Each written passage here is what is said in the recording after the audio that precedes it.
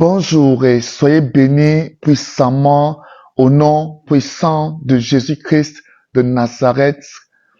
Amen. Voilà, ce matin, nous allons continuer et nous allons parler du Dieu des saisons. J'aimerais vous faire comprendre ici par ce médium, par ce canal, que notre Dieu est un Dieu de saison. C'est un Dieu qui travaille par saison. Ça veut dire que ce n'est pas un Dieu, avec Dieu, il n'y a pas une saison définitive. Il n'y a pas une étape permanente. Il n'y a pas de je suis déjà arrivé. Parlons de la prospérité. J'aimerais ici ce matin vous encourager pour ceux qui passent pas de moments difficiles, pour ceux qui passent pas de moments, n'est-ce pas, pendant lesquels ils ont l'impression de se décourager, pour vous dire que notre Dieu est un Dieu de saison. Je vais prendre juste l'exemple dans la vie, n'est-ce pas, de l'Égypte et même pendant l'église primitive. Vous avez vu dans les actes des apôtres, pendant l'église primitive, il y a eu une sécheresse, pendant l'église primitive. Comment est-ce qu'il a pu avoir une sécheresse sur toute la terre dans l'église pendant, n'est-ce pas, la période de l'église primitive? Pourquoi est-ce que, n'est-ce pas, dans l'Ancien Testament, il y a des sécheresses? On voit, n'est-ce pas, la famine. On voit, par exemple, en Égypte, où Dieu prépare 7 années de famine, de sécheresse en Égypte. On a vu sous Élie, n'est-ce pas, comment il y a eu 3 années de sécheresse et sous Élisée, 7 années de sécheresse. Pourquoi il y a tant de choses? Parce que nous servons un Dieu de saison. Nous servons un Dieu de saison c'est lui-même qui a établi ces lois. Ces lois ont été établies par lui-même qui a établi les saisons. Qu'est-ce qu'une saison? C'est un moment temporaire au cours duquel Dieu agit. Dieu agit et quand ce temps passe, n'est-ce pas, Dieu n'agit plus en fait. Bien. Pas qu'il n'agit plus complètement, c'est que dans le domaine dans lequel il agit, il n'agit plus dans ce domaine, il va agir d'une autre façon.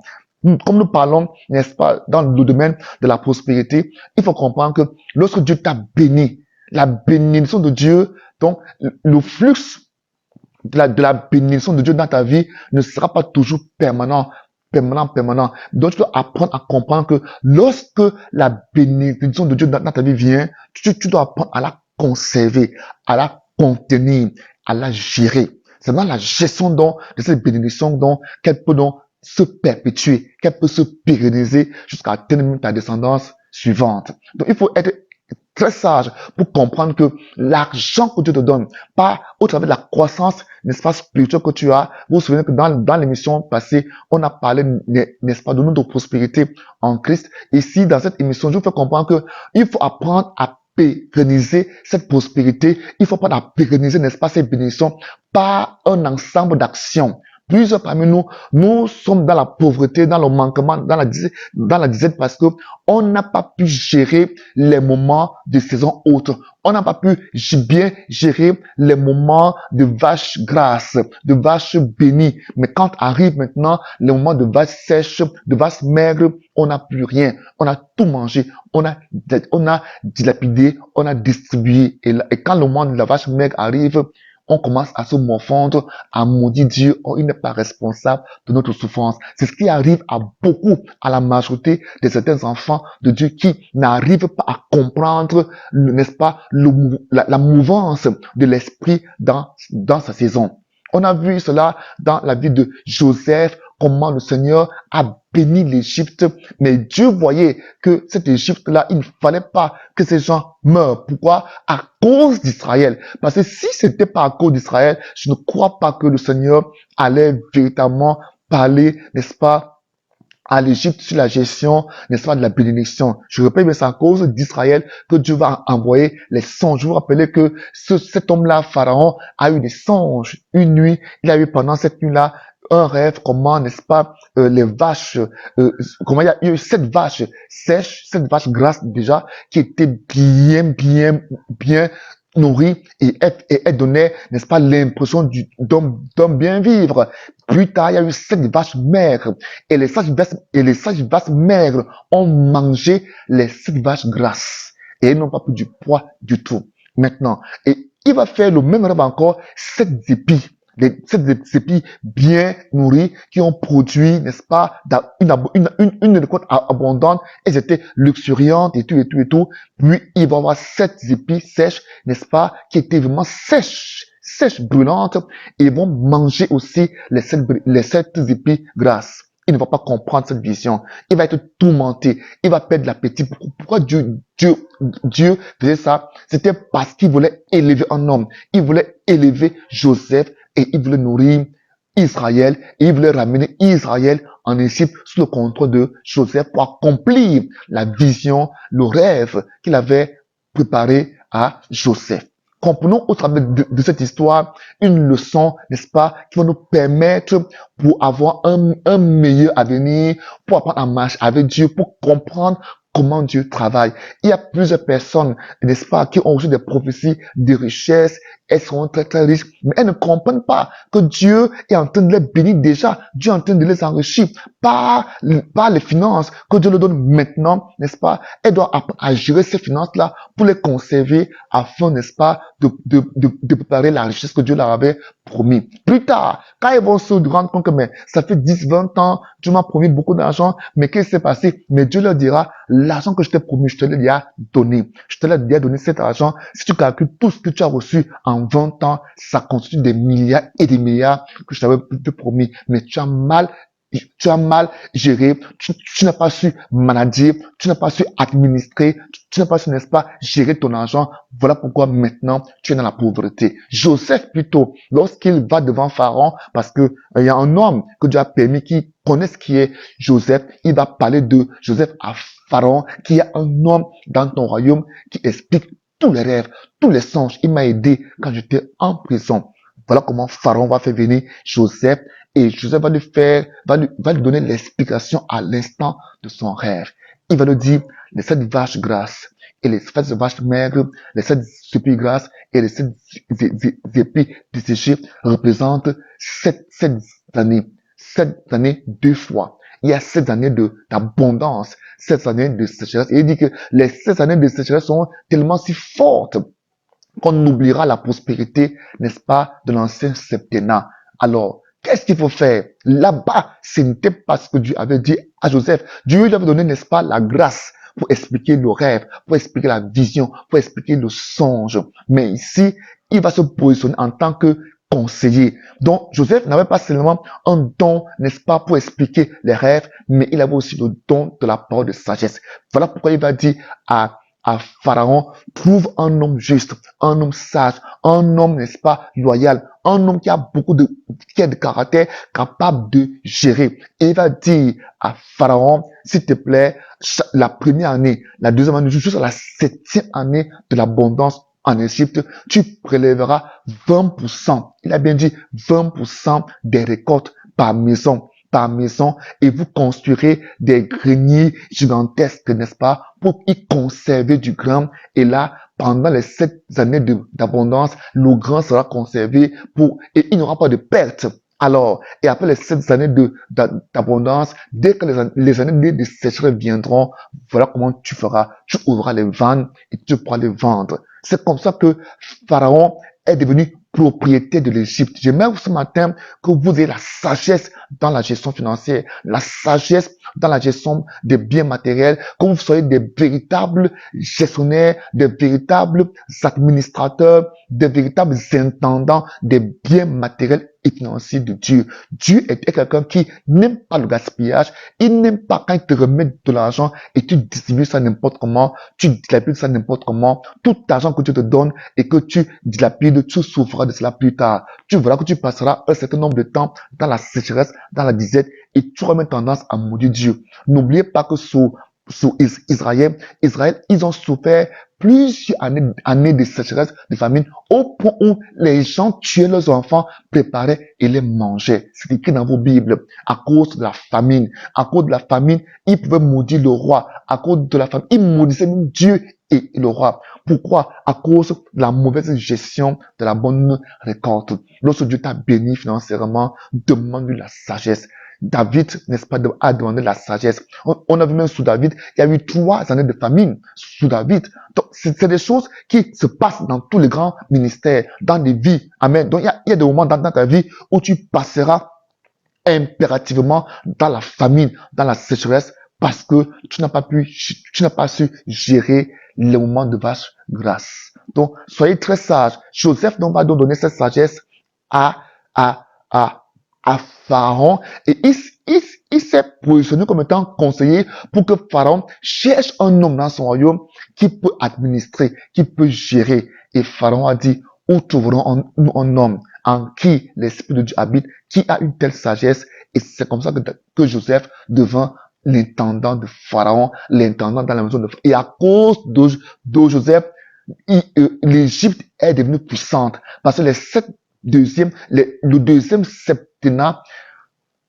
Pharaon s'est mis à vendre tout le grain. Il vendait le grain au point où les gens venaient de tous les coins du monde entier pour y acheter tout le grain. Comment ce qu'on n'est pas fini? Parce qu'il y a une puissance dans l'épargne, il y a une puissance dans la gestion, il y a une puissance de multiplication n'est-ce pas, la gestion financière parcimonieuse que Dieu te donne. Il y a une puissance de multiplication. Lorsque tu gères comme Dieu le veut, ça ne finit pas, ça se multiplie. Mais quand tu dilapides, il n'y a plus rien. Tu souffres, tu deviens esclave. Comme le fils prodigue. Rappelez-vous le fils prodigue dans le Nouveau Testament, il est devenu esclave parce qu'il a mal géré ce qu'il avait reçu. Gestion parcimonieuse, bénédiction large, mais gestion parcimonieuse fera en sorte que tu vives longtemps dans la bénédiction. Le secret pour vivre longtemps dans la bénédiction, c'est la gestion parcimonieuse, l'intendance dans la sagesse de Dieu. Nous allons lire ce matin, n'est-ce pas, pour finir notre enseignement dans le texte de 2 Corinthiens, chapitre 9. Je vais lire dans 2 Corinthiens, n'est-ce pas, chapitre 9, il dit, il a aussi le pouvoir de vous combler de toutes sortes de bienfaits.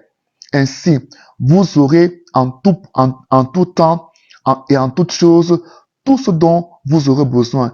Et il vous restera encore, n'est-ce pas, du superflu pour toutes sortes d'œuvres, n'est-ce pas, ainsi qu'il est écrit. Donc la Bible dit ici clairement que Dieu a la capacité, n'est-ce pas, de combler, de vous combler, n'est-ce pas, de toutes sortes de bienfaits. De toutes sortes de bienfaits. Donc quand tu as la grâce, donc, qui te comble de toutes sortes de bienfaits, apprends à maintenir, à gérer. Je ne te demande pas d'être radin. Je ne te demande pas d'être, n'est-ce pas, méchant envers toi-même, mais tu dois gérer. Tu dois, n'est-ce pas, être un gestionnaire sage, un intendant avisé, sachant que le lendemain, n'est-ce pas, tu dois préserver cela. Parce que il y a des bénédictions que Dieu te donne une fois et tu gères cela et c'est dans la gestion, n'est-ce pas, parcimonieuse qui te maintient dans la durée. Il y a d'autres bénédictions qui viennent de manière séquentielle où lorsque Dieu te donne, n'est-ce pas, ces bénédictions, tu as tendance à ne pas voir la bénédiction parce que ça répond à tes besoins. Mais tu veux que tu gères cela avec parcimonie et que tu puisses mettre une part de côté. Et quand Dieu voit ça, il ajoute encore. Il te bénit. C'est ce qui s'est passé en Égypte. Et quand Pharaon a amassé, il s'est mis à revendre à son peuple. Pourtant, il prenait cela. Il s'est mis à revendre. N'oublie pas les 20%. Ce n'est pas un chiffre anodin. Donc, quand tu as de l'argent, quand Dieu t'a béni, pense à retirer les 20% pour les mettre de côté. Parce que ça va te rassurer, c'est ça qui assurera ton lendemain. Ici, il dit ici clairement au verset, dans 2 Corinthiens 9, il dit, il a aussi le pouvoir de vous combler de toutes sortes de bienfaits. Que le Seigneur te comble de toutes sortes de bienfaits dans ta vie, dans ta famille, au nom de Jésus. Il dit, il a le don, le pouvoir de vous combler de toutes sortes de bienfaits. Ainsi, vous aurez en tout temps. Pour montrer que nous devons apprendre à gérer nos biens de manière à ce qu'on ait en tout temps. Même dans le mauvais temps que nous on est. Comment est-ce possible que tu aies en tout temps? C'est pas la sagesse. Parce que quand tu te donnes, n'est-ce pas, quand il te donne de l'argent, quand il te bénit matériellement, il te donne aussi de la sagesse pour fructifier, pour multiplier. Que ce matin, Dieu te donne à toi qui m'écoute, à moi-même qui prêche, de la sagesse pour fructifier, pour multiplier ce que tu reçois de ses mains au nom puissant de Jésus. Il dit ici, ainsi qu'il écrit, on le voit donner largement aux indigents. Donc Dieu donne comment? Largement aux indigents. Et il demeure toujours approuvé par Dieu. Verset 10, il dit, celui-là qui fournit la semence au semeur. Donc même le semeur, Dieu lui fournit la semence. Pour montrer que ce que Dieu te donne, c'est la semence. Même si c'est des centaines, des dizaines de millions, Dieu lui voit ça comme quoi? Comme la semence. Ne considère jamais comme une récolte. Même la récolte, même dans la récolte abondante, il y a la semence dedans. Dieu lui voit, il appelle ce que toi tu appelles récolte, lui il appelle ça semence. Donc nous devons apprendre à comprendre cela, que dans tout ce que Dieu nous donne, n'est-ce pas, nous devons apprendre à ensemencer pour préparer l'avenir, pour préparer le lendemain. C'est ce que Dieu veut pour toi. Que Dieu nous donne la sagesse dans sa bénédiction, n'est-ce pas, à la gérer de manière qu'elle soit pérenne au nom de Jésus. Il dit donc ici que celui qui fournit la semence au semeur et lui donne le pain. Donc lorsque le semeur a semé et qu'il a récolté, c'est encore Dieu qui lui donne le pain. Lui, il donne la sagesse pour transformer la semence, n'est-ce pas? Ou alors la récolte ou encore le grain en pain. C'est encore Dieu qui le fait. Vous voyez que de la semence jusqu'à la récolte et à la transformation, c'est toujours Dieu qui travaille. Amen. Il dit donc ici que il dit que celui qui fournit la semence au semeur et lui donne le pain dont il se nourrit, vous donnera aussi avec largesse toute la semence nécessaire et fera croître le fruit de votre générosité. Le fruit de votre générosité. Donc celui qui donne la semence, il te donne le pain et il fait même croître ta semence. Et il fait fructifier le fruit de ta générosité. Alors ce jour, ce matin, retiens cette leçon. Il dit, ainsi vous deviendrez riche. Ainsi vous devenez riche. Donc lorsque tu reçois de l'argent, tu dois retirer, n'est-ce pas, une part précise pour le fonctionnement, n'est-ce pas, de ta maison, une part précise pour le fonctionnement de l'œuvre de Dieu. Tu dois, n'est-ce pas, retirer une autre pour l'avenir, pour réinvestir, ou alors pour ensemencer. Verset suivant, il dit, ainsi vous devenez riche, parce qu'il parle de la générosité. La générosité, c'est le fait de donner, n'est-ce pas, aux pauvres, de donner aux serviteurs de Dieu, de soutenir l'œuvre de Dieu, d'investir, n'est-ce pas, dans l'œuvre de Dieu. Il dit, ainsi, vous deviendrez riches, n'est-ce pas, de tous les biens, et vous pourrez donner largement, n'est-ce pas, et ce qui suscitera chez ceux auxquels nous distribuons vos dons de nombreuses prières de reconnaissance envers Dieu et envers vous. Alors, aujourd'hui, j'ai juste voulu partager avec vous le principe des saisons. Le principe des saisons est un chapitre dans lequel nous échouons tous. Nous devons apprendre en tant que chrétiens à ne jamais absorber, consommer tout ce que Dieu donne. Nous devons apprendre à faire la part des choses. Dans l'intendance, dans la bénédiction, dans la gestion de la bénédiction financière que Dieu donne, tu enlèves la part de Dieu, la part pour soutenir l'œuvre de Dieu. Tu enlèves maintenant la part, n'est-ce pas, pour ton fonctionnement normal de ta maison et notre part pour le lendemain. C'est ce que Dieu veut pour toi. Alors que le Seigneur t'accorde la grâce en ce matin, que la sagesse qu'il a donnée à Salomon, que la sagesse qu'il a donnée à Salomon, qui te la donne afin que tu puisses pérenniser, n'est-ce pas, cette richesse dans ta vie au nom puissant de Jésus. Mais en toute chose, comprenez que Dieu est le maître des saisons. Parfois, il peut même permettre que tu perds de tout, comme le cas de Job. Job, lui, par contre, a tout perdu. Il est entré dans une saison sèche. Pas parce qu'il le voulait, pas parce qu'il avait mal géré, mais parce que Dieu le voulait. Parfois, tu peux très bien gérer la bénédiction que Dieu te donne, mais Dieu permet que tu rentres dans cette saison de sécheresse pour voir ce qui est dans ton cœur, pour voir tes véritables dispositions, pour voir tes véritables choix, pour voir si véritablement tu es cupide, avare, idolâtre ou bien intéressé. Que Dieu t'accorde dans la grâce d'être un chrétien fidèle. On a vu comment Job, qui est resté stable dans sa foi, stable dans ses sentiments, stable dans son amour pour Dieu, Dieu l'a ramené à la vie, Dieu l'a restauré. Que Dieu te restaure, que ton cas soit comme celui de Job, ou que ton cas soit comme celui de Joseph, que Dieu te restaure, que Dieu t'accorde la sagesse et te bénisse en tout point au nom puissant de Jésus-Christ de Nazareth. Amen. Sois béni.